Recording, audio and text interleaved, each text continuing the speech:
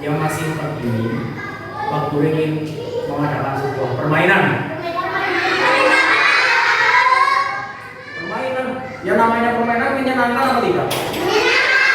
Nah, pastinya akan menyenangkan. Nah, tapi permainan kali ini spesial karena nanti ketika bermain bukan hanya kesenangan, tetapi setelah selesai bermain, hasil permainan itu harus kalian terapkan di dalam kelas maupun di luar. Bersedia apa tidak? Mungkin ada yang bertanya, ini mau bermain apa sih? Belum mau tahu? Kita akan bermain, nanti bermain pakai tulisan ya, pakai pensil atau ballpoint. Nanti kalian akan menuliskan di dalam lembar kertas kecil. Nah, itu kita akan bermain.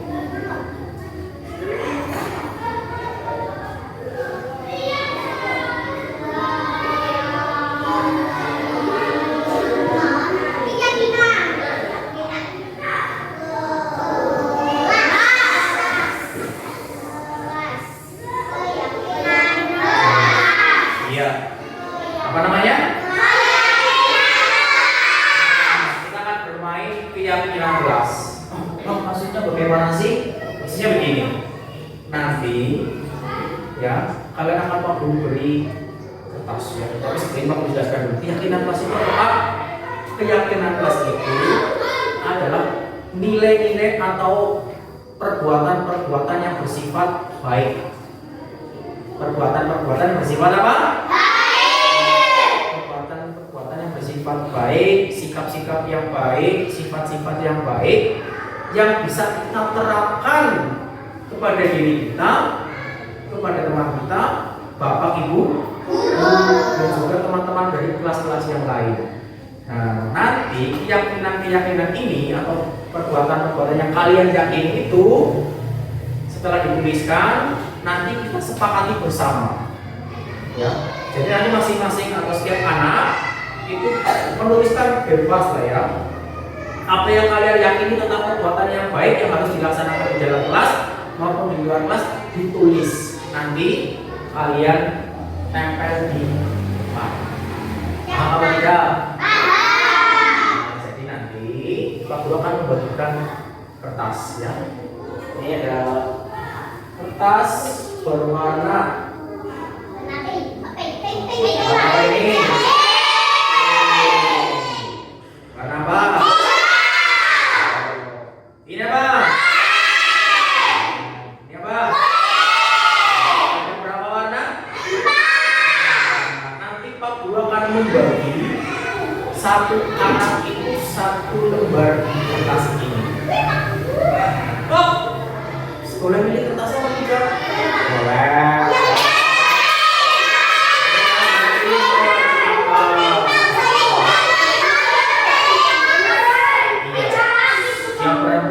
Yang perempuan pasti pengennya apa?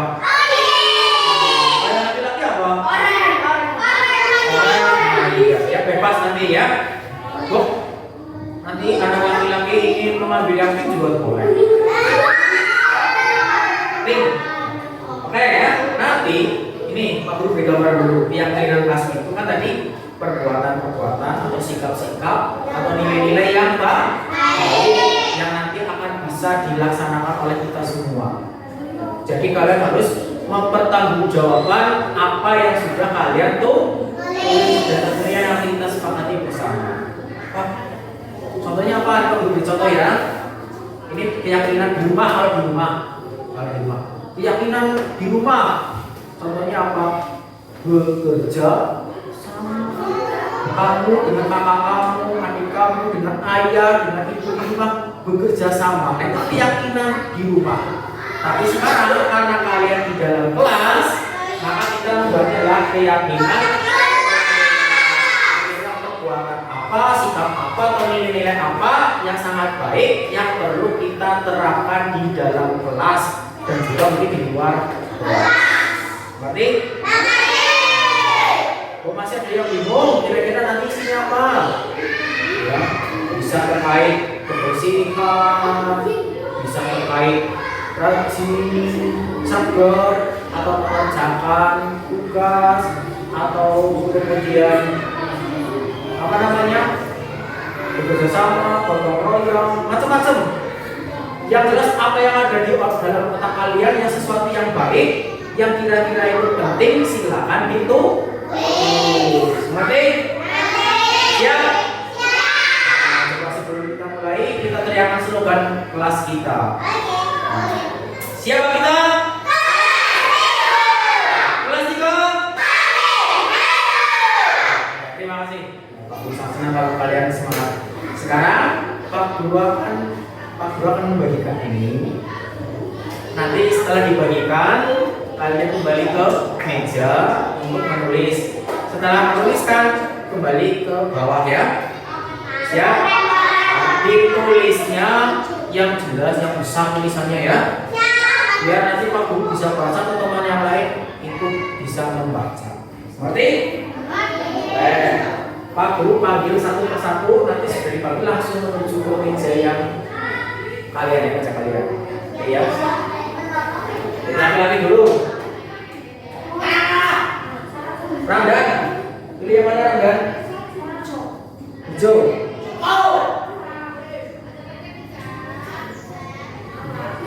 Langsung ditulis.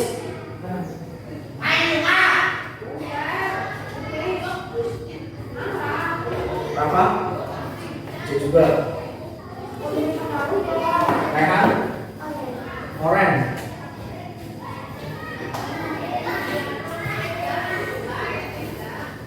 Menulisnya jangan kebalik ya, ini kan ada linknya di belakang, linknya di atas ya. Latif, ini. Almet.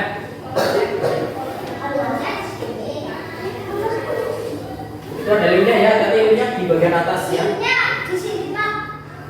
Nah, nulisnya yang jangan ada yang itu kan ada linknya di bagian belakang ya. Nulisnya di bagian sisi yang tidak ada linknya. Resti warna pink, pasti pink. Di tengah-tengah nulisnya di tengah-tengah ya. Boleh.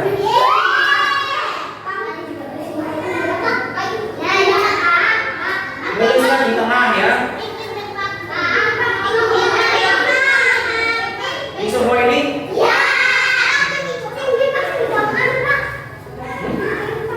Di tengah. Di belakang ada ini yang ada link. Nanti kamu nulisnya di mana? Yang mana lagi?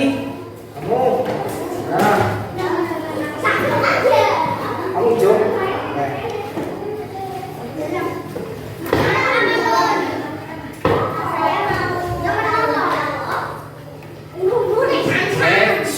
Jangan memberitahu ke teman yang lain ya. Silakan tulis, kalau perlu diberi hiasan kembang atau apa. Ya.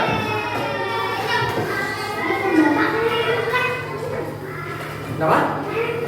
Iya, nanti kan bisa dilepas. Itu kan linknya tidak terlalu lengket ya. Tulisnya yang jelas ya, biar nanti kamu dan teman-teman bisa membaca. Yang sudah menulis ditambahin hiasan kecil nggak apa-apa. Kayak gambar apa, burung, gambar jerapah, gambar hewan, gambar bunga, boleh. Boleh, itu boleh. Apa yang ada di kreasi kalian ya, silakan ditulis. Pakai pensil boleh, pakai ballpoint boleh.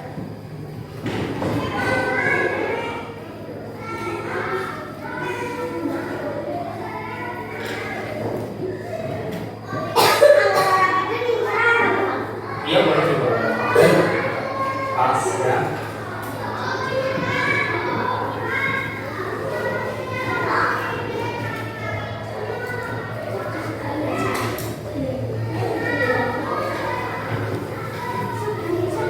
Nanti Pak Guru akan menuliskan beberapa ya.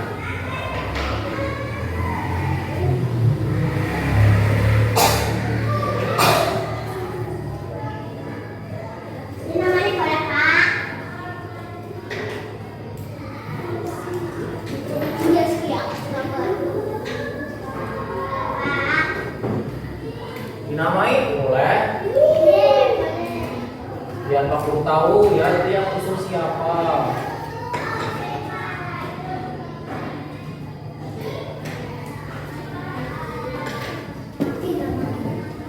Sudah belum? Ya dipikir matang-matang ya. Kira-kira kalian ingin menuliskan apa? Yang jelas kalau kalian sudah berani menuliskan di situ, kalian harus bertanggung jawab. Oh berarti saya harus melakukan ini dong. Sama nanti ketika yang lain sudah menyepakatinya juga harus melaksanakannya.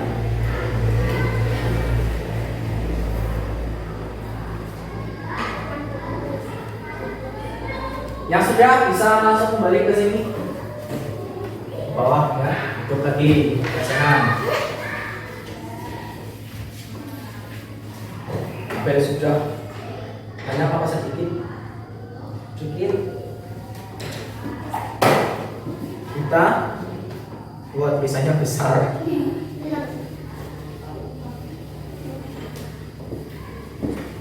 Ayo sudah langsung ke sini ke bawah lagi.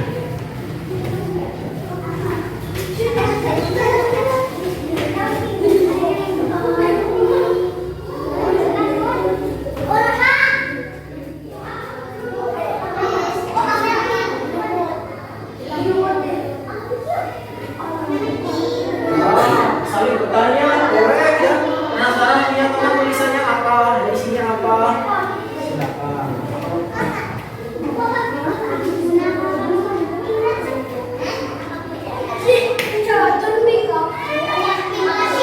Iya, tadi anak perempuan pilihnya pink, kecuali si Sevi itu beda sendiri. Paling istimewa itu perempuan karena beda sendiri. Nah, sekarang sudah semuanya berkumpul, artinya kalian sudah siap untuk menempelkan di papan. Pak Guru juga penasaran, kira-kira kalian itu menuliskan apa ya di dalamnya? Apakah ada yang menulisnya banyak sekali usulannya atau hanya satu? Ada yang menuliskannya lebih dari satu? Yang satu ya tidak apa-apa, satu saja tidak apa-apa ya.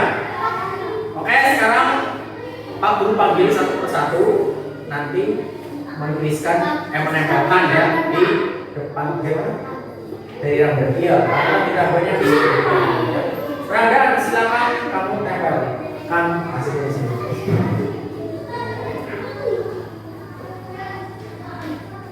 Iya, Rangga menuliskan dari bawah gurunya air matahari berkata sopan. Menulis ya, berkata sopan. Nanti kalau yang sama ya kita tidak ditulis lagi. Rafa, kan di mana di bawahnya tuh di sampingnya. Ya. Rafa, ada gambar bintang yang banyak dan apa ini?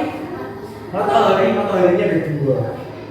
Rafa menuliskan keyakinan yang perlu diterapkan adalah tanggung jawab. Ditulis ya, karena ditulis belum ada tanggung jawab.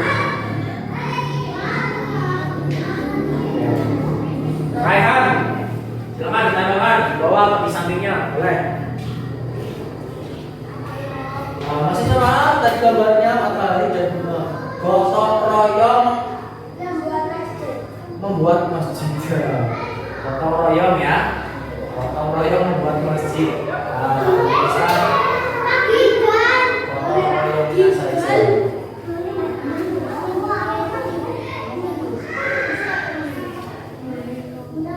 Selanjutnya, Latif.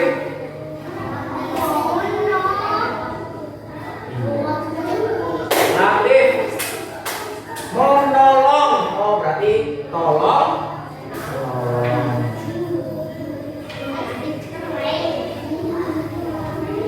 Almer, boleh, gimana saja. Almer menghiasnya dengan bunga-bunga, banyak sekali ya. Yang Almer tulis adalah berkata sopan. Sudah ada belum? Sudah, berarti dari sini. Selanjutnya Abel.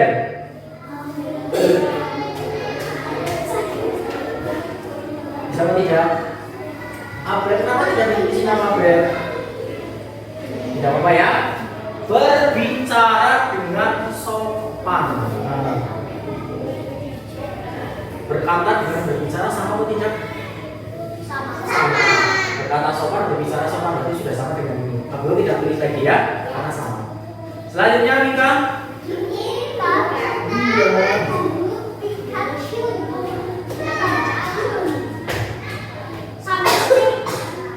Mika.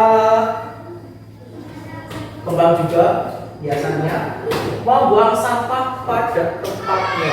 Jadi ya, membuang sampah karena belum ada.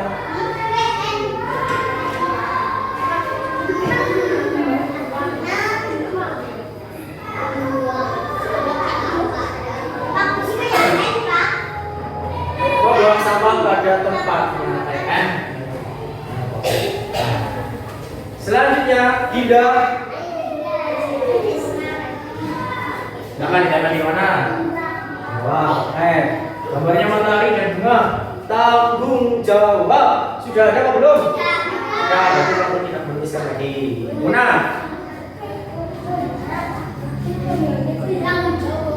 Gambar di mana?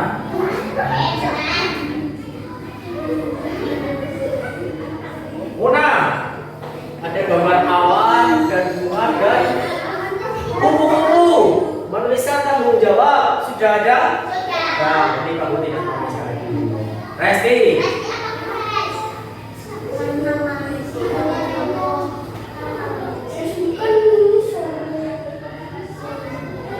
Resti menuliskan berkata jujur, ya. Karena belum ada yang menuliskan berkata jujur. Sevi.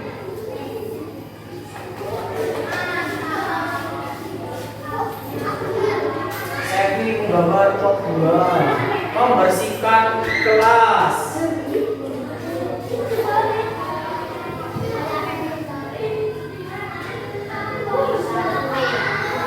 Ya. Bilkis. Oh, yang kosong itu. Gambar kedua, membersihkan kelas sama dengan yang tadi. Kita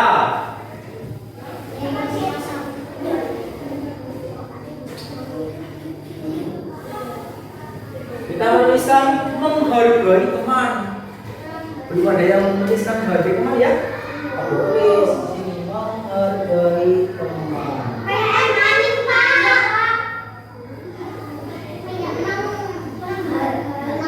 Nah, ini huruf M kok. Kamu karena dari jawaban kelihatan huruf M. Mira dan Fani. Menghormati bapak ibu. Nah, ini kamu tulis di mana ya? Yang masih konkret sini ya. Menghormati bapak ibu.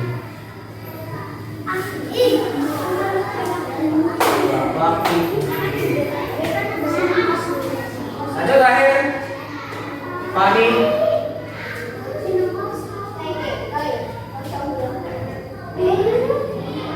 Fani menuliskan hormat kepada bapak ibu. Berarti sama dengan kira tadi ya, menghormati bapak dan ibu. Oke ya, sekarang selesai. Nah, sudah selesai ya semuanya menuliskan menggunakan Pak Guru. Nih, rekap semua ya. Ternyata tadi dari 15 anak ini ada yang menuliskan atau berkeyakinan ininya mengusulkan keyakinan kelas berkata sopan, tanggung jawab, gotong royong, tolong menolong, menghormati bapak ibu guru, membuang sampah pada tempatnya, berkata jujur, membersihkan kelas dan menghargai berkata sopan. Ya, ini tentunya perbuatan yang bagus ya. Disepakati atau tidak ini? Setuju atau tidak? Setuju. Tanggung jawab.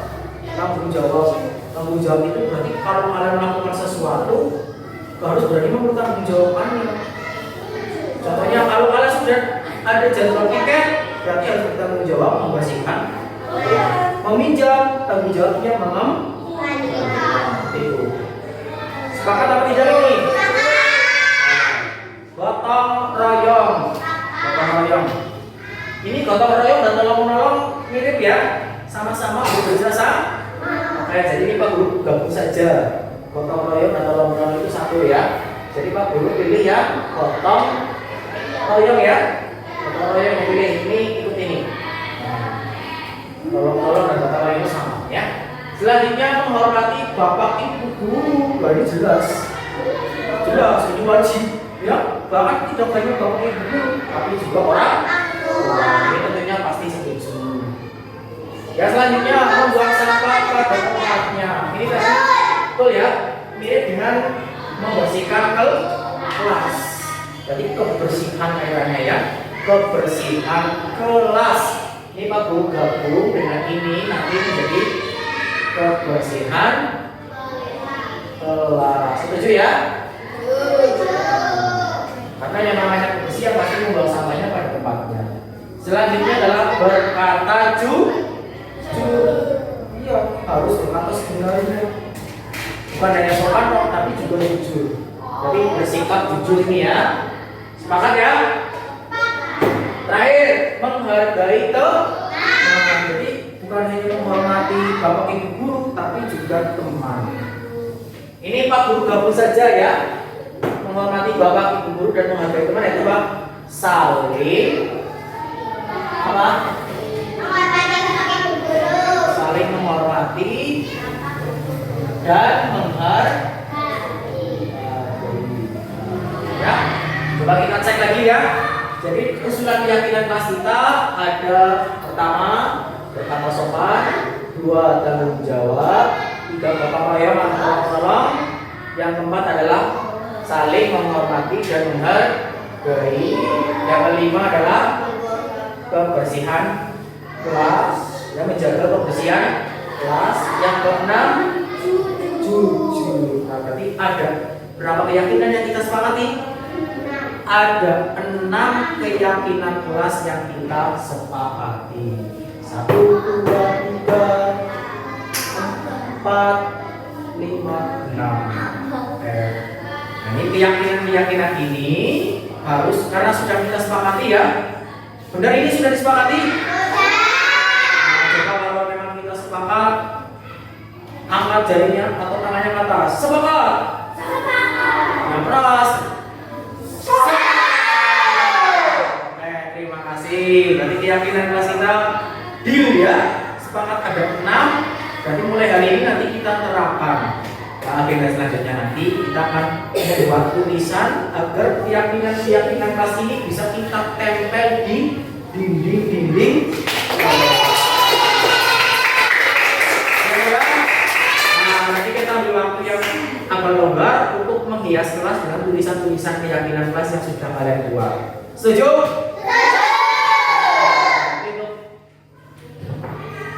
Kesepakatan untuk keyakinan kelas sudah selesai. Pak Guru saya berterima kasih karena sudah mau membuat usulan atas apa yang ada dalam pikiran kalian, hati kalian dituangkan. Nah, semua sudah disepakati, tinggal kita melaksanakan dengan baik. Bertanggung jawab. Selesai ya. Terima kasih. Nah, sekarang kita sudah berhasil membuat keyakinan kelas kita dengan lancar, dengan tertib, dan dengan ceria. Mari kita teriakan kembali slogan kita karena kita memang anak-anak yang hebat. Siapa kalian? Kelas 3. Terima kasih. Senang hari ini? Ceria tentunya ya, pokoknya harus kita tuh di kelas harus tidak boleh pokoknya dengan Pak Guru harus gembira terus. Siap?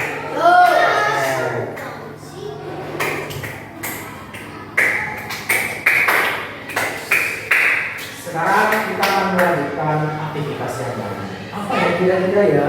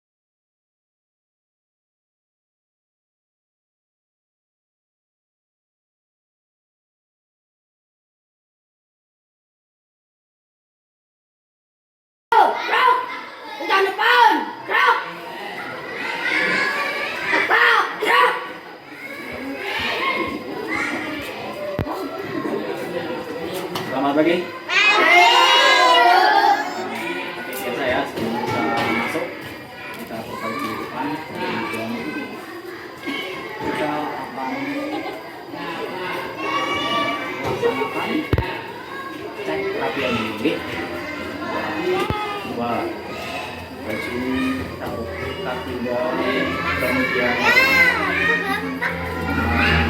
siapa yang tidak yang ingat ya masa kita pindah sampai lupa ya sekarang 6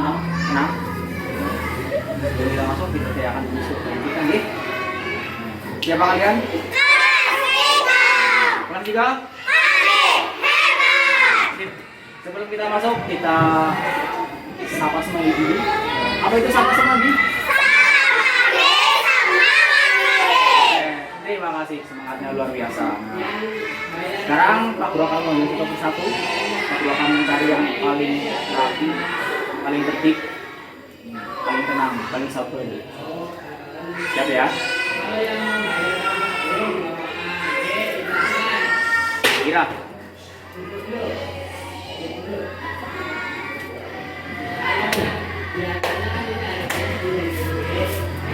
Aktif.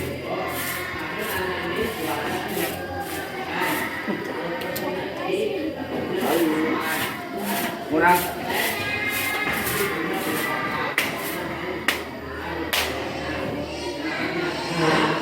Mika.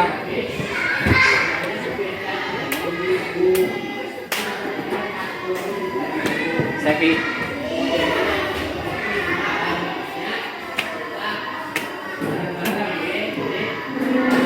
Leslie.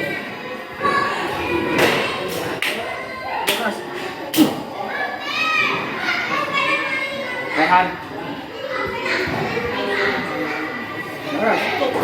Dua, tiga. Apel.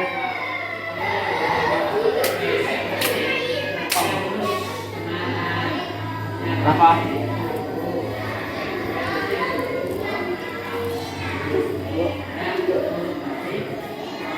Ayla.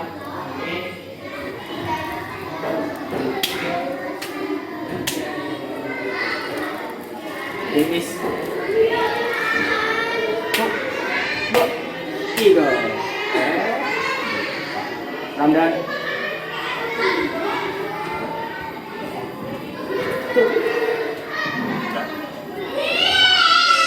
Panik.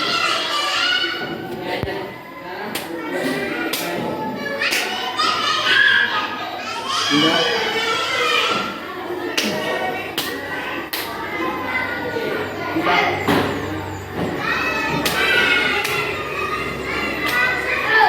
Soalnya terakhir anak ya penutup. Tuh.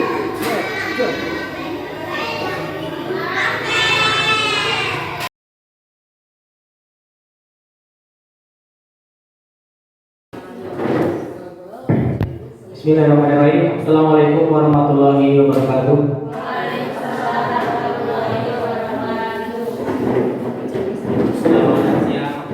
Rekan-rekan operator sekolah Kecamatan Sumangketen, yang utama selalu kita panjatkan syukur kita kepada Tuhan Yang Maha Esa atas limpahan umatnya. Alhamdulillah pada hari ini, hari Kamis 10 November 2022, bertepatan dengan kita memperingati Hari Pahlawan. Mungkin di tempat Bapak Ibu tadi pagi sudah melaksanakan upacara. Nah, perlu kita bersyukur kepada Tuhan karena pada kesempatan hari ini insya Allah kita akan bisa melaksanakan pertemuan rutin kita, yaitu kelompok kerja operator, dan sekaligus nanti saya akan menularkan atau mendiseminasikan tentang materi yang saya dapatkan dari pendidikan guru penggerak angkatan 6. Jadi nanti saya mohon keikhlasan panjenengan untuk mengikuti materi saya selama kurang lebih 1 jam ke depan. Bapak Ibu yang kami hormati, ini terkait acara hari ini yang mana sebenarnya adalah kita pertemuan rutin, namun sekaligus saya minta izin ke panjenengan semua untuk menyampaikan apa yang saya dapatkan dari diklat PGP atau Pendidikan Guru Penggerak, yang mana pada saat ini saya dan teman-teman akan 3 rekan dari pengadilan menjadi calon guru penggerak angkatan 6. Dan nanti akan saya sampaikan materi tentang pendidikan tentunya ya, tentang budaya positif. Jadi saya akan fokus ke budaya positif. Nanti akan saya sampaikan materinya, Kak. Banyak materinya, jadi mohon bisa disimak baik. Nanti Bapak bisa membuka wawasan kita terkait pembelajaran dan juga pendidikan yang ada di sekolah kita.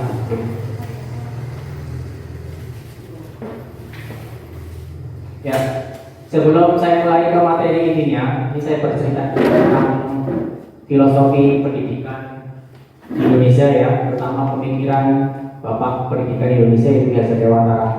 Yang mana selama ini kita tertanam di dalam pikiran kita atau hati kita itu Ki Hajar Dewantara terkenal dengan 3 kalimat ya Ikarso, Sungguhodo, Ikmatio Mangunkarso, Muri Hidayah. Ya. Dari kita kecil sampai kita dewasa menjadi guru, ternyata yang sering kita pedomani itu. Namun Bapak Ibu ketahui bahwa ternyata pemikiran-pemikiran Ki Hajar Dewantara itu bukan hanya 3 kalimat itu saja. Ya. Jadi masih ada yang lain.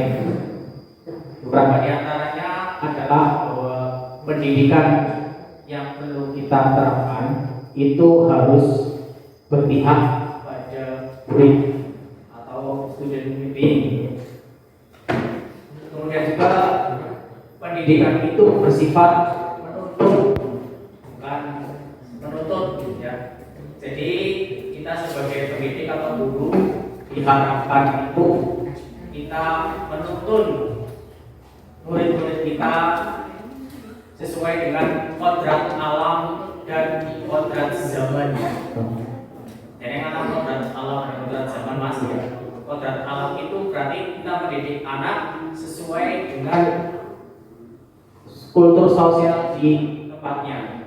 Misalkan di daerahnya itu mempunyai kekayaan baik sumber daya alam maupun sumber daya manusia, budaya, kita sesuaikan dengan lingkungan tersebut. Sesuai dengan kodrat zaman artinya apa? Karena zaman kita dengan zaman anak itu kan berbeda ya. Anak dilahirkan di zaman yang sangat maju, sedangkan kita dilahirkan ketika masih konvensional. Artinya kita mendidik anak-anak itu juga harus menyesuaikan dengan zaman yang sedang berjalan saat ini.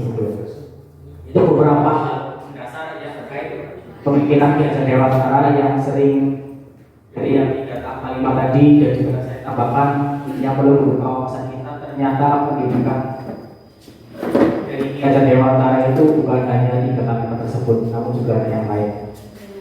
Nah selanjutnya, ini nanti saya isi ya, ketika manakala saya berdiri kemudian kembali duduk, menyesuaikan dengan kondisi jajar.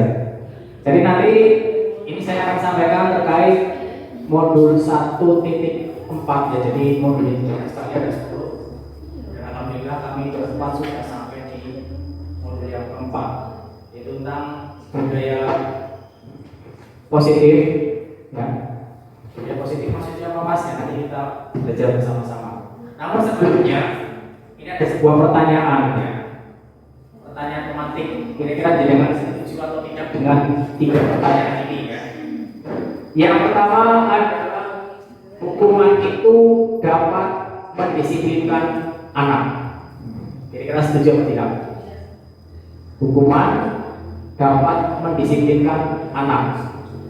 Selanjutnya, yang kedua, pemberian hukuman dengan hal positif seperti membaca atau membersihkan halaman sekolah dapat meningkatkan disiplin anak.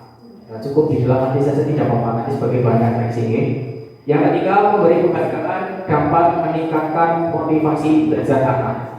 Nah, 3 pertanyaan ini silakan penjelasan dijawab di dalam hati dulu. Nanti setelah akhir baru bisa refleksikan.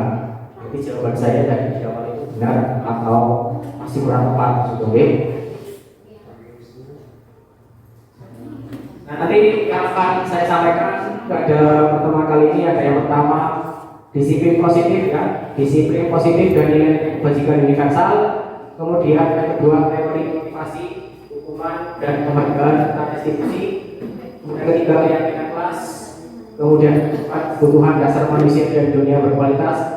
Serta yang kelima adalah 5 posisi kontrol dan yang keenam adalah segitiga restitusi. Nanti saya lebih fokus di poin 2, 5, dan 6. Ini yang sangat menarik yang untuk dibahas. Yang pertama itu disiplin positif dan manajemen kebijakan universal. Ya, ini ada paradigma di dunia pendidikan kita, ya, yang sebelumnya sudah sering kita lakukan atau kita pahami. Nanti kita coba ya telah. Ini ada sebuah kegiatan ya. Kita bayangkan saja ya, ini harusnya dipraktekkan, tapi kita bayangkan saja kalau bisa. Bapak dan Ibu, misalkan rekan di sebelah panjenengan itu mengepalkan tangan. Di dalam tangannya itu ada rahasia yang sangat luar biasa. Itu secari kertas, isinya apa, dipegang erat-erat. Kemudian panjenengan berusaha menggoda rekan panjenengan untuk membuka tangannya. Ya, itu respon teman panjenengan, apakah akan membuka atau tetap menutup. Nah, yang jadi pertanyaan adalah ketika panjenengan menggoda teman Anda untuk membuka tangannya, kemudian tangannya berhasil dibuka, itu apakah ya? Ini kita berandai kalau temannya itu berhasil membuka tangannya, yang jadi pertanyaan sebenarnya posisi kontrolnya itu pada si perayu atau yang tangannya mengepal. Nah, teman panjenengan sedang mengepalkan rahasia besar, tapi teman panjenengan dirayu-rayu mau dibuka.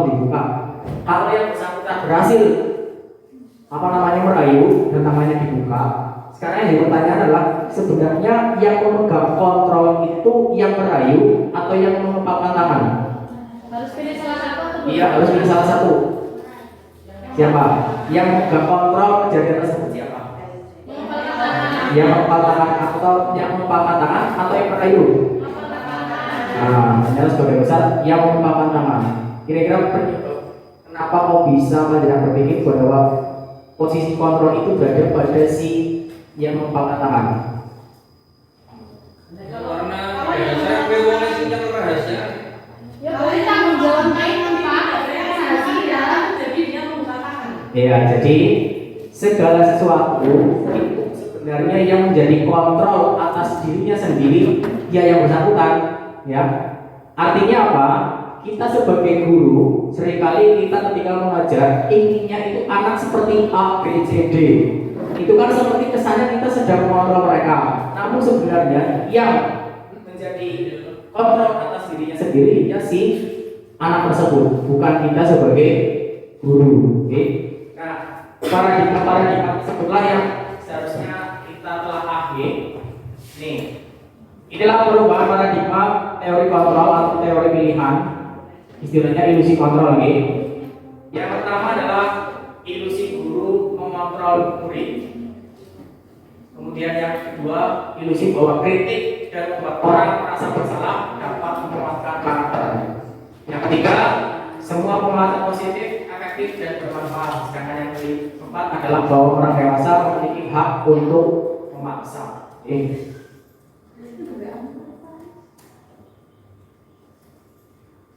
Nah, akan saya jelaskan ini ilusi guru mengontrol murid.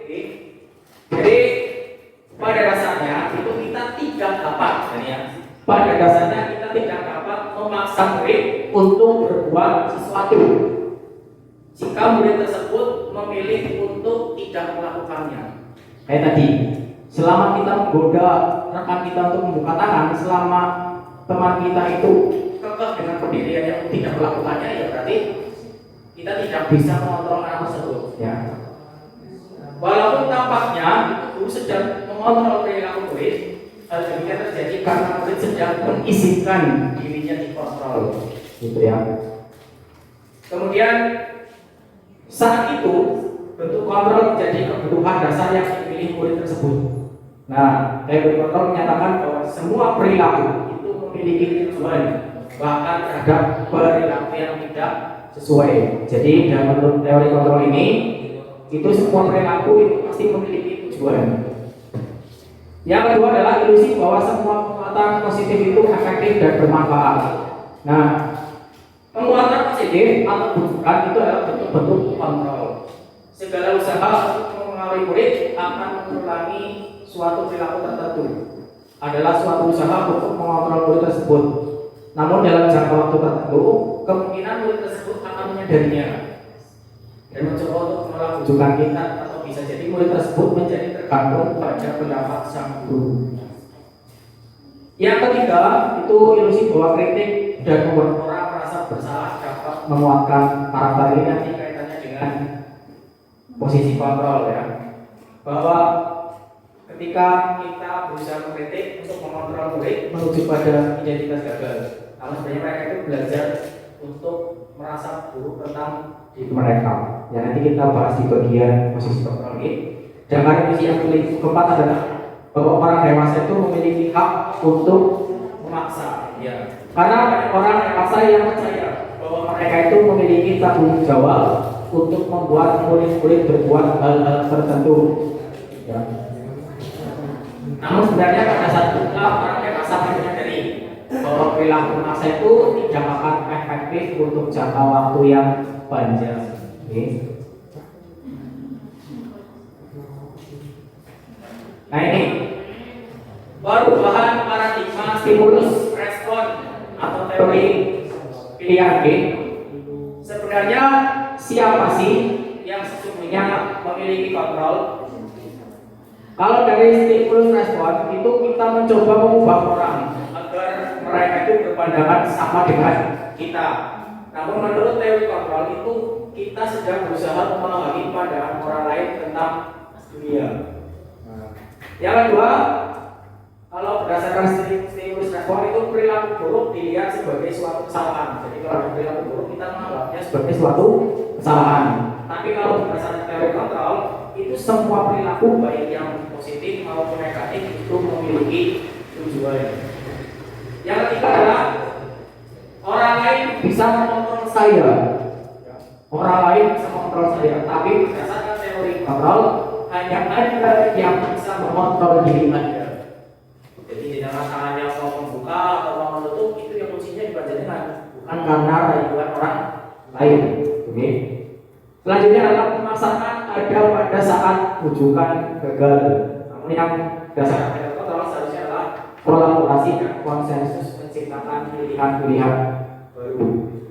Yang mana yang stimulus respon yang terakhir, model berpikir menang atau kalah, namun berdasarkan teori kontrol itu adalah model berpikir menang. Jadi semuanya menjadi pemenang.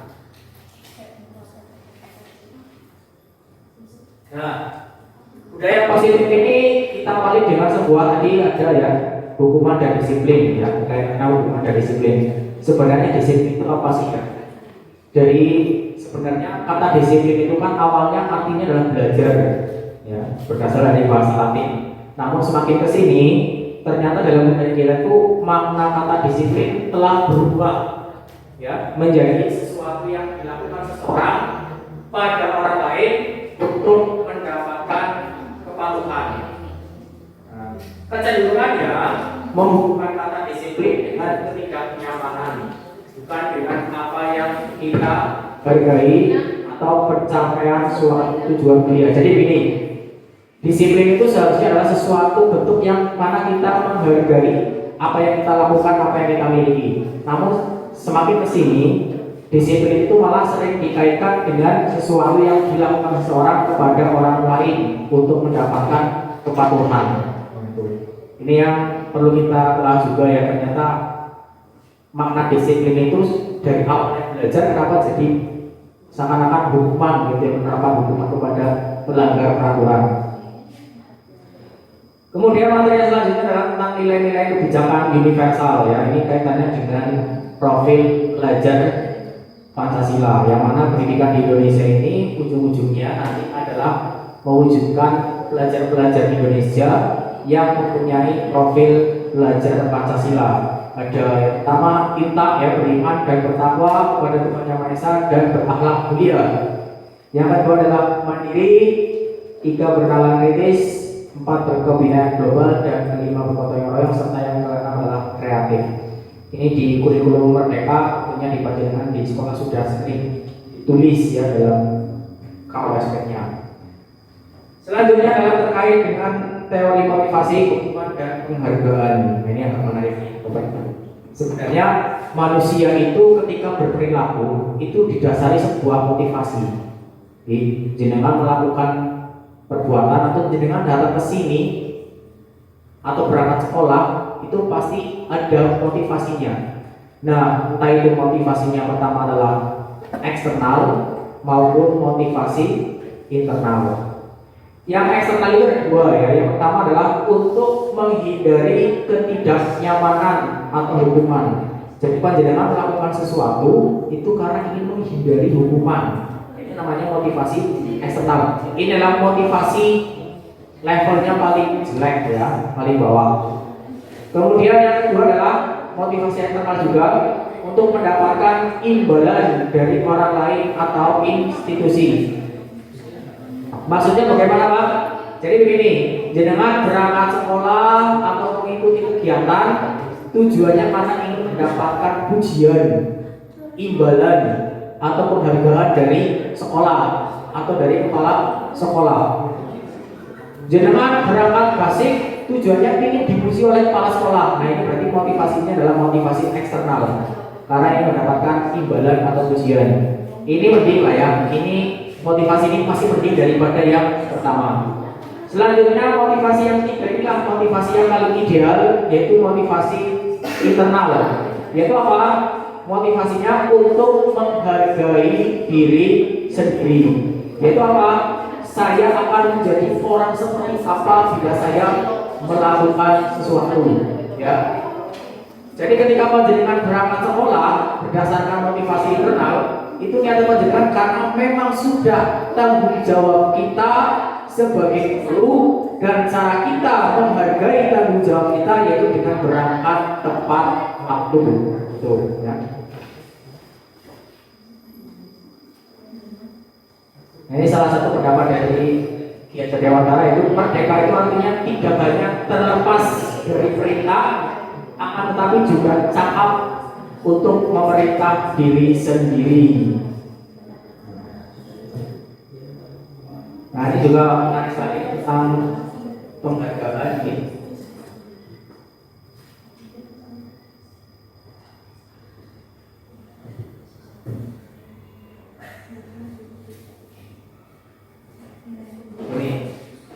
Jadi panjenengan ketika mengajar di kelas pasti pernah yang namanya memberi penghargaan kepada anak. Iya pasti pernah. Nah sebenarnya penghargaan yang sering kita lakukan itu sebenarnya berdampak positif atau negatif gitu ya. Nah kita pelajari bersama. Iya. Yang pertama ini ya. Jadi menurut Alkifon itu baik penghargaan maupun hukuman itu adalah cara-cara mengontrol perilaku seseorang yang menghancurkan potensi untuk pembelajaran yang sesungguhnya. Jadi menurut Kon itu tindakan belajar adalah penghargaan sesungguhnya. Selanjutnya Kon juga merupakan beberapa pernyataan dari hasil pengamatannya selama ini tentang tindakan memberikan penghargaan yang nilainya sama dengan menghukum seseorang. Jadi penghargaan itu bisa dikatakan sebagai usaha menghukum seseorang. Nah yang bagaimana? Yang pertama ini pengaruh jangka pendek dan jangka panjang. Ya, penghargaan efektif ya. Penghargaan yang efektif itu jika kita menginginkan seorang melakukan sesuatu yang kita inginkan, namun ternyata efektifnya hanya dalam jangka waktu pendek. Namun jika kita menggunakan penghargaan itu lagi dan lagi, maka orang tersebut atau murid tersebut justru akan bergantung pada penghargaan yang diberikan. Yang mengakibatkan apa? Mereka akan kehilangan motivasi dari dalam internal. Jika kita mendapatkan penghargaan untuk melakukan sesuatu yang baik, maka selain kita senantiasa berharap mendapatkan penghargaan tersebut lagi, kita pun menjadi tidak menyadari tindakan baik yang kita lakukan. Jadi ketika kita memberikan penghargaan kepada murid kita, itu efektivitasnya hanya sementara. Namun ketika kita memberikan terus-menerus, itu bisa berakibat buruk, yaitu apa? Murid tersebut akan bergantung pada penghargaan yang diberikan, malah nanti motivasi yang baik itu malah hilang. Yang kedua adalah penghargaan tidak efektif. Ini. Jadi kan penghargaan itu kan suatu benda atau peristiwa yang diinginkan, yang dibuat dengan persyaratan. Contohnya gini, hanya jika Anda melakukan hal ini, maka Anda akan mendapatkan penghargaan yang diinginkan. Jika mengharapkan suatu penghargaan dan tidak mendapatkannya, maka saya akan kecewa dan berkecil hati. Iya, karena sudah terlanjur sering diberi penghargaan. Ketika saya tidak mendapatkannya, malah justru saya akan kecewa dan berkecil hati. Kemudian yang ketiga adalah penghargaan itu akan merusak hubungan. Jelasannya gini, ketika seseorang diberi penghargaan atau dipuji di depan orang banyak, tentunya yang lain itu akan merasa iri. Iya, dan duwe ya, yang orang. Dan sebagian dari mereka akan tidak menyukai orang yang diberikan penghargaan tersebut. Nah, nyawa deh paling kayak bocah sering isinya mau duwe penghargaan Pak Guru. Nah, jika seorang guru sering memberikan penghargaan kepada murid-muridnya, besar kemungkinan murid-muridnya termotivasi hanya untuk menyenangkan gurunya. Mereka tidak akan bersikap jujur kepada guru tersebut. Nah, ini salah satu dampaknya ya, penghargaan itu bisa merusak hubungan.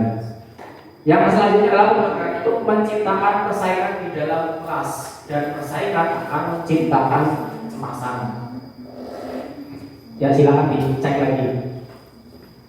Bu Ani, dicek dulu nih. Masih? Masih. Ya, terima kasih. Yang selanjutnya ketiga adalah penghargaan itu tidak menciptakan persaingan. Nah, persaingan itu justru akan menciptakan kecemasan. Ya.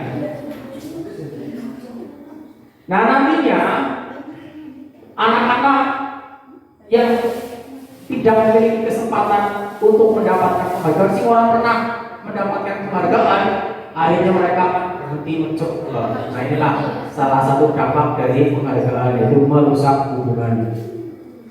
Yang selanjutnya adalah penghargaan untuk mengurangi ketepatan. Kenapa? Karena beberapa kasus sering terjadi guru itu ketika memberi penghargaan tidak tepat sasaran.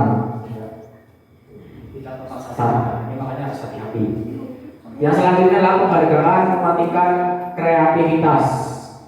Kenapa mematikan kreativitas? Karena begini, ketika kita memberikan tugas kepada anak dengan imbalan atau penghargaan tertentu, maka anak tersebut ketika mengerjakan motivasinya adalah motivasi imbalan, bukan akhirnya mereka malah daya kreativitasnya berkurang. Gitu. Karena dia tujuan utamanya ingin mendapat pujian atau penghargaan dari gurunya. Kemudian yang ke berapa ini? 1, 2, 3, 4, 5, 6, 7 penghargaan hukum, penghargaan hukum ya, yaitu penghargaan yang bagaimana? Nih, penghargaan hukum itu mereka yang tidak mendapatkan penghargaan. Misalnya begini, dalam penerapan sistem ranking di kelas, ranking 1 sampai sekian bontot, itu yang paling tertekan siapa? Yang paling tertekan. Yang paling tertekan itu justru peringkat 2. Ya.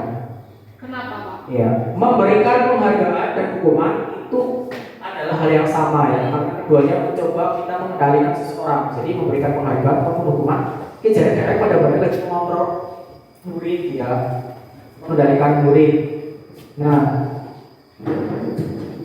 kenapa tadi kalau peringkat kedua merasa terhukum ya? Karena mereka cocok dengan ranking 1, tapi jauh dengan ranking bawah. Jadi mepet paling dulu, tapi misalnya kalau jadi kayak lebih juara ya, artinya akan lebih tersiksa dibanding peringkat-peringkat di bawahnya. Gitu.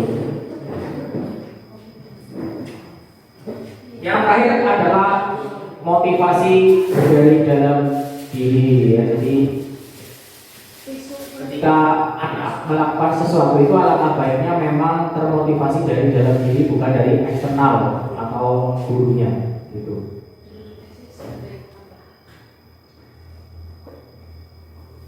Nah, makanya dalam mengatasi hal tersebut kita sebaiknya memberikan apresiasi atau pengakuan kepada murid. Yang pertama, berilah pengakuan secara khusus. Yang kedua, berilah pengakuan secara pribadi. Dan juga tidak boleh dilupakan memberikan pengakuan kepada semua murid secara bergantian. Dan selanjutnya kita harus konsisten dalam memberikan pengakuan. Dan juga kita jangan lupa pula ketika memberikan pengakuan kita fokusnya pada proses. Ini adalah sebuah contoh ya, bagaimana kita mengapresiasi kebajikan. Contohnya begini, ketika kita di kelas ada seorang murid yang menolong temannya, maka kita sampaikan misalnya begini, kemarin Pak Guru perhatikan rasa empati besar sekali pada saat menolong murid-murid di kelas kita. Nah, ketika kita mengapresiasi terhadap perilakunya, yaitu nilai kebajikannya, empatinya. Contoh yang kedua, saya menghargai kepedulianmu. Nah, ini peduli pada saat kamu membantu teman-temanmu di tugas kelompok. Atau terima kasih untuk rasa tanggung jawabmu pada saat kamu memungut kertas-kertas yang berserakan di lantai. Nah, ini apa? Kita mengapresiasi nilai kebajikan. Yang pertama ada empati, yang kedua ada peduli, dan ketiga ada rasa tanggung jawab. Namun menyesuaikan dengan situasi ketika dilaksanakan apa yang kita lihat tersebut. Coba ini ada permainan ya untuk tebak-tebakan. Ini panjenengan jawab ya. Ini hukuman atau konsekuensi. Yang pertama, mencatat 100 kali di dalam buku, yaitu kalimat saya tidak akan terlambat lagi karena terlambat ke sekolah. Ini hukuman atau konsekuensi? Konsekuensi. Oke ya, konsekuensi. Ingat ya. Yang kedua, lari mengelilingi lapangan basket 2 kali karena terlambat hadir di sekolah. Apa ini? Hukuman atau konsekuensi? Hukuman. Tiga, murid diminta untuk push up 15 kali karena tidak menggunakan masker ke sekolah. Hukuman. Yang keempat, menggantikan kertas tugas teman yang telah dicoret-coret. Konsekuensi. Membersihkan tumpahan air di meja tulis karena tersenggol pada saat belajar. Ya. Murid disuruh untuk mengenakan sepatu seharian di sekolah karena tidak mengenakan sepatu hitam. Bukan? Kayak kita cek ya. Yang terakhir, ini mirip dengan yang nomor 2. Lari mengelilingi lapangan basket 2 kali karena terlambat 10 menit untuk pelajaran PJOK. Nah, mari kita cek jawabannya ya. Yang mencatat 100 kali itu hukuman. Yang lari mengelilingi lapangan basket karena terlambat hadir di sekolah itu juga hukuman. Diminta untuk push up juga hukuman. Menggantikan kertas tugas teman itu konsekuensi. Membersihkan tumpahan juga konsekuensi. Murid disuruh menggunakan sepatu sekalian itu hukuman. Sedangkan lari mengelilingi lapangan basket 2 kali itu konsekuensi. Kenapa yang mirip dengan nomor 2? Ini yang nomor 2 hukuman, yang terakhir ini konsekuensi. Padahal mirip ya. Yang pertama lari mengelilingi lapangan basket 2 kali karena terlambat hadir di sekolah. Yang terakhir lari mengelilingi lapangan basket 2 kali karena terlambat 10 menit untuk pelajaran PJOK. Kenapa yang pertama hukuman, yang kedua ini yang bawa konsekuensi? Karena yang pertama itu tidak ada kaitannya dengan apa yang dia langgar ya. Antara mengelilingi lapangan dengan terlambat hadir di sekolah. Kalau yang terakhir itu kan mengelilingi lapangan karena memang terlambat untuk pelajaran PJOK. Jadi hukumannya itu masih nyambung ya, konsekuensinya masih nyambung. Makanya itu. Nah, perbedaannya apa antara hukuman dan konsekuensi? Kalau hukuman itu sesuatu yang menyakitkan harus terjadi. Ya, sing larang iki pokoke kudu terjadi. Nah, makanya kan Mas Yoga dan kawan-kawan sering menyakiti hati perempuan itu berarti Mas hukum. Namun kalau konsekuensi itu sesuatu harus terjadi, tidak harus itu sesuatu yang menyakitkan. Hukuman itu membuat anak sakit secara fisik maupun hati untuk jangka waktu yang lama. Sedangkan konsekuensi membuat anak merasa tidak nyaman dalam jangka waktu yang pendek. Jadi mau sederhana. Yang hukuman, anak membenci kedisiplinan. Tapi kalau konsekuensi, anak akan menghargai disiplin.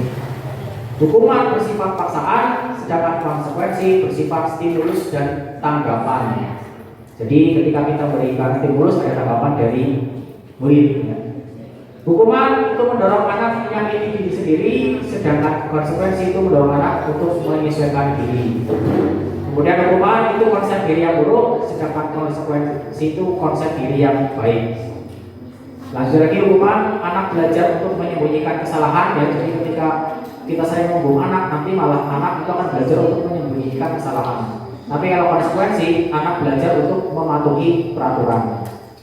Yang hukuman marah, merasa bersalah, dipermalukan, merasa tak dihargai. Jadi anaknya akan marah ya, terus dihukum sih, merasa bersalah aja, merasa dipermalukan aja, merasa tak dihargai aja. Tapi kalau konsekuensi itu hanya akan merasakan kehilangan hak, dibuat tidak nyaman, dan diasingkan untuk sementara. Jadi orang swing. Nah, Bapak Ibu, kita akan masuki materi yang sangat menarik ini ya, namanya restitusi. Ini saya juga baru mendengar ketika itu di kelas ini. Apa itu restitusi ya? Itu adalah proses menciptakan kondisi bagi murid untuk memperbaiki kesalahan mereka, sehingga mereka bisa kembali pada kelompok mereka dengan karakter yang lebih kuat. Tuh, secara singkat seperti itulah. Jadi anak melakukan kesalahan, tapi kita meminta mereka untuk memperbaiki kesalahannya agar mereka bisa kembali ke kelompok mereka, tentunya dengan penguatan agar karakternya nanti akan menjadi lebih kuat.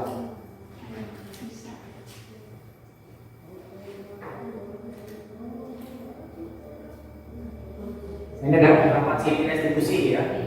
Jadi yang pertama, restitusi itu bukan untuk menebus kesalahan. Jadi ketika ada anak melanggar keyakinan atau melanggar peraturan, itu bukan untuk menebus kesalahan, namun untuk belajar dari kesalahan. Yang kedua itu untuk memperbaiki hubungan baik dengan gurunya maupun dengan teman-temannya. Dan juga bersifat tawaran, bukan paksaan. Karena kalau kita menghukum begitu, tapi kalau restitusi tidak, kita tawarkan. Selanjutnya restitusi itu menuntut untuk melihat dalam diri, mencari kebutuhan dasar tindakan. Kemudian restitusi diri itu merupakan cara yang paling baik serta berfokus pada karakter bukan tindakan. Juga berfokus pada solusi. Jadi kita ketika ada seorang anak yang melanggar, kita pandu dan kita fokusnya pada pemecahan masalahnya. Dan yang terakhir adalah restitusi itu mengembalikan murid yang berbuat salah pada kelompoknya. Nah, restitusi itu berkaitan dengan keyakinan nih. Jadi alangkah baiknya itu ketika panjenengan masuk ke kelas yang baru itu membuat keyakinan kelas dulu. Ya, mirip-mirip kayak seperti peraturan ya sebenarnya. Cuma kalau peraturan itu kan sifatnya sangat konkret, ya masih sudah spesifik. Namun kalau keyakinan kelas itu sifatnya umum, artinya apa? Semua perbuatan itu akan yang tidak sesuai dengan keyakinan yang kita sepakati itu berarti sudah melanggar. Jadi bukan ke spesifik langsung poin A, B, C, tapi dia bersifat umum. Ya. Jadi apa baiknya itu setiap kelas awal tahun ajaran itu punya keyakinan kelas atau idealnya yang cara gampangannya kesepakatan lah berkaitan dengan nilai-nilai yang bersifat umum. Nah contohnya ini ada dua jenis ya. Yang pertama gambaran ini ya, datang tepat waktu kemudian mengucapkan salam. Ini kan lebih spesifik ya. Kalau kesepakat, kalau keyakinan kelas, kami dan guru murid saling menyayangi. Nah, saling menyayangi inilah kata umumnya ya. Kami murid yang semangat, semangatnya itu merupakan keyakinannya. Kalau aktif dalam pembelajaran itu kan rincian dari semangatnya. Jadi intinya kayak peduli, bersimpati, bekerja sama, gotong royong, bertanggung jawab, bersikap jujur itu keyakinan-keyakinan kelas yang perlu ditingkatkan ya. Tapi kalau rincian-rinciannya ada di tata tertib itu lebih ke peraturan.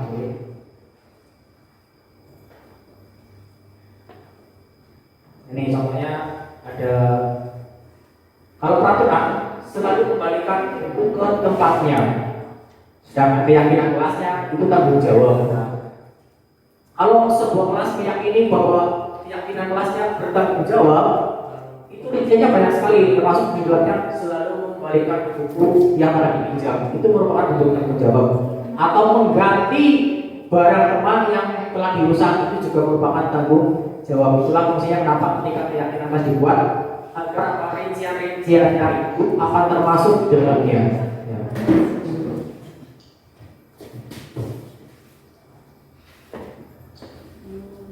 Selanjutnya, ketika kita menerapkan restitusi itu harus perhatikan 5 kebutuhan dasar manusia ya. Saya serahkan saja. Yang pertama adalah bertahan hidup ya. Jelas manusia itu pasti tujuan atau kebutuhan utamanya adalah bertahan hidup.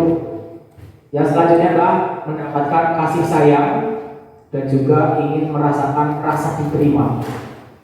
Kemudian yang ketiga adalah mendapatkan kesenangan, tempat mendapatkan kebebasan. Yang kelima adalah penguasaan. Maksudnya bagaimana ya? Jadi kalau ada kasus seperti ini, anak-anak sedang lari. Nak, jangan main-main ke sana. Kok dia jauhnya kalau anak-anak TK ya? Anaknya menjawab, saya senang kalau ibu guru mengejar saya. Nah itu berarti kebutuhan anak tersebut adalah mendapatkan kesenangan. Terus kalau ada anak itu diajar orang bantai kenal. Pernah ketika ditanyain, saya sudah bosan dengan pelajaran tersebut. Bosan, berarti anak ini sedang ingin mendapatkan kebutuhan dasarnya berupa apa? Kebebasan dan penguasaan.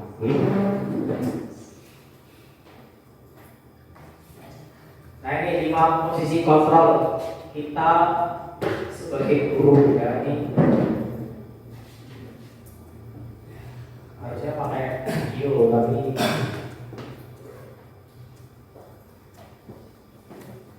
ini ya. Jenengan nanti refleksi ya, dari kelima posisi kontrol ini jenengan lebih sering ke arah yang mana? Ya ini nanti akan saya praktekkan dengan nada bicara ya. Ada 5 posisi kontrol kita sebagai guru terhadap murid. Yang pertama sebagai penghukum, yang kedua pembuat merasa bersalah, yang ketiga teman, keempat pemantau, dan kelima manajer. Saya akan jelaskan satu persatu nih. Nanti jenengan bisa berkaca, saya selama ini lebih condongnya kemana gitu ya. Yang menghukum terlebih dahulu. Jadi ketika seorang menghukum bisa menggunakan hukuman fisik maupun verbal atau kata-kata. Nah, kata-kata yang sering dipakai oleh penghukum ini, patuhi aturan saya atau awas. Kau ini selalu saja salah ya. Selalu kamu, pasti selalu kamu yang terakhir selesai. Guru seperti ini itu senantiasa percaya hanya ada satu cara agar pembelajaran itu bisa berhasil, yaitu cara sendiri tersebut. Ya. Ciri khasnya lagi adalah penghukum itu memakai nada suara tinggi. Kemudian bahasa ibunya, matanya melotot. Kalau perlu jarinya sambil cungcung. Ya. Terlambat lagi, pasti terlambat lagi. Selalu datang terlambat. Kapan sih bisa datang tepat waktu? Nah, kalau ada guru seperti ini menyampaikan ke anaknya, ke muridnya, maka perasaan muridnya bagaimana? Yang pertama akan marah dan akan dendam serta akan bersifat agresif. Bisa jadi dia kembali duduk, namun murid tersebut akan mencoret-coret bukunya atau meja tulisnya.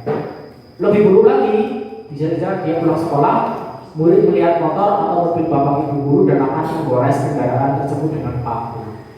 Ini dampaknya ya. Yang kedua, membuat merasa bersalah. Kayaknya sering banget dengan melakoni. Saya sendiri juga ya. Jadi pada posisi ini itu biasanya guru akan bersuara lebih lembut. Pembuat merasa bersalah akan menggunakan keheningan yang membuat orang lain merasa tidak nyaman. bersalah atau rendah diri. Misalnya begini, ibu sangat kecewa sekali dengan kamu. Berapa kali bapak harus beritahu kamu ya? Gimana coba kalau orang tua kamu tahu kamu berbuat begini? Nah, jadi yang paling sering gimana coba? Bagaimana coba kalau orang tua kamu tahu kamu tuh ternyata anaknya nakal?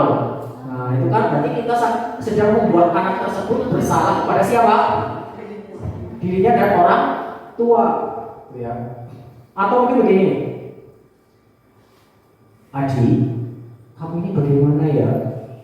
Kamu sudah berjanji dengan ibu tidak akan terlambat lagi. Kenapa kamu senang sekali mengecewakan ibu? Ibu benar-benar kecewa sekali. Nah, atau seringkali panjenengan mengatakan ada anak, kok tampil orang anak pertanyaan apa orang maju-maju, dia menyampaikan aja ngisi na guru desi. Nah, ketika panjenengan menyatakan seperti itu, berarti panjenengan sedang apa membuat murid panjenengan itu untuk merasa bersalah. Karena apa? Supaya orang ngisi na guru nih, berarti agar orang maju. Nah, guru desi berarti mereka bersalah kepada gurunya. Ini tentunya harus kita hindari ya. Yang ketika teman, nah ini berarti antara guru dan murid kayak papir gitu ya. Kita dengan kalimat biasanya sing ada atau friendly lah ya. Ayolah bantu demi bapak ya. Atau ayo ingat tidak bantuan bapak selama ini. Ya sudah kali ini tidak apa-apa, nanti ibu bantu bereskan. Nah biasanya ada suaranya ramah, akrab, bercanda. Adi, ayolah, bagaimana sih kamu? Kemarin kamu sudah janji ke bapak ibu kan? Kenapa terlambat lagi? Ya sudah, tidak apa-apa, duduk di sana. Nanti Pak Guru bantu. Jadi ada halus, ada ramahnya, ada senyumnya. Nah inilah adalah posisi kontrol guru sebagai teman murid. Bagaimana perasaan murid ketika mendapatkan perlakuan seperti ini? Ya muridnya senang, tapi dampak negatifnya adalah murid tersebut nanti hanya akan tunduk dan patuh kepada guru tersebut, ke guru yang lain tidak. Atau anak tersebut makin lama hanya akan bergantung kepada guru tersebut.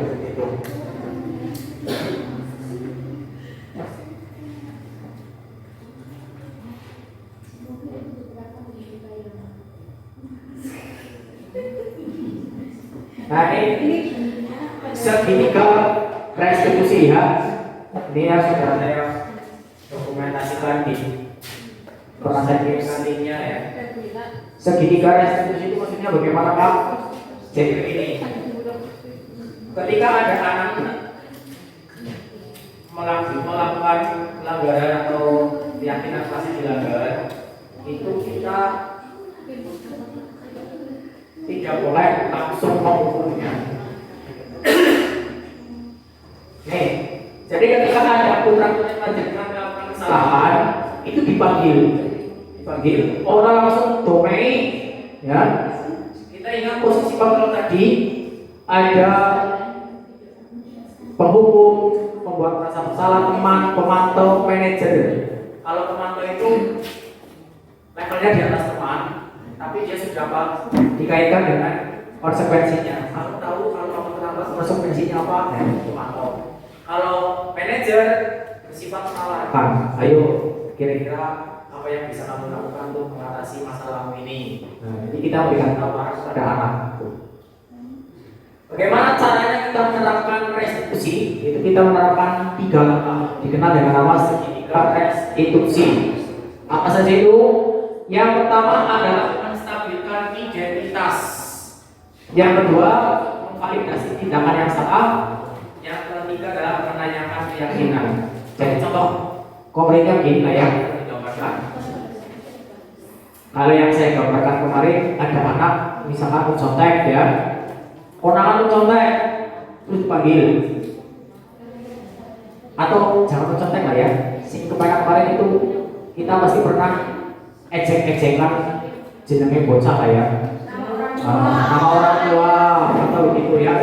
Kita ibaratkan nama orang tua. Misalkan Pak Yoga dulu ketika masih kecil itu sering memanggil ayahnya Bu Ina Takir misalnya begitu ya. Kir neneng gitu ya. Nah, saya sebagai guru memanggil Yoga sini. Nah, tadi Pak Guru dengar kamu memanggil Ina dengan nama Takir ya. Itu apa itu? Nah, jadi aja langsung marah direct ya. Kita menstabilkan identitas Yoga atau anak tersebut. Bagaimana? Kita tanyakan dulu. Iya Pak, itu kan nama orang tuanya. Nama orang tuanya. Nah, ketika kita sedang tahap menstabilkan identitas, gue aja langsung dicap ya, salah gitu ya. Jadi apa? Kita berkata, contohnya begini. Nah Yoga, membuat kesalahan itu wajar. Ya, itu manusiawi. Nah itu kalimat seperti itu itulah menstabilkan identitas. Kesannya kayak mau ngejorna ya, tapi jangan dipikir itu ngejorna masalah ya, bukan. Tapi nanti dilanjutkan lagi tahap yang kedua. Ya. Baru tahu ya, kamu juga pasti tahu bahwa berbuat salah itu sesuatu yang wajar. Namun, aku lebih tertarik bagaimana kalau kita menyelesaikan masalah ini. Nah, lebih kalau mulai itu dikuatkan lagi. Aku tambahin, dulu kamu juga pernah mengalami kejadian seperti kamu mengambil teman kamu dengan nama orang tuanya. Jadi kayak membela diri di situ, lah ya bela di saya. Kemudian yang kedua, ya, kenapa nih? Baik. Nah, pasti kamu punya alasan ya, kenapa kamu melakukan kegiatan tadi, atau pasti kamu punya alasan kenapa melakukan memanggil Ina dengan nama Zakir, kenapa melakukan panggilan dengan orang tuanya, ditanyakan alasannya. Dan nanti dari alasannya itu kita mengetahui kebutuhan anak. Ayat ketiga, nah baru dikaitkan dengan keyakinan kelas kita. Yoga sudah tahu kan, tadi berarti yang Yoga lakukan tidak sesuai dengan keyakinan kelas dia. Apa keyakinan kelas yang Yoga langgar? Misalkan menghormati teman. Nah, maka kira-kira Yoga bisa tidak? Bagaimana cara memperbaiki keyakinan kelas yang sudah dilanggar itu? Nah, kita tawarkan. Bisa Pak? Nah, begitu. Ya coba, Yoga punya usul apa? Nanti saya akan minta maaf ke Ina dan teman-teman yang lain. Juga akan memberikan arahan agar kita kepada teman tidak boleh memanggil dengan nama orang tua. Jadi begitu ya tahap-tahap dalam segitiga restitusi orang baju langsung memain. Seyogianya ya idealnya kita sebagai guru seperti itu.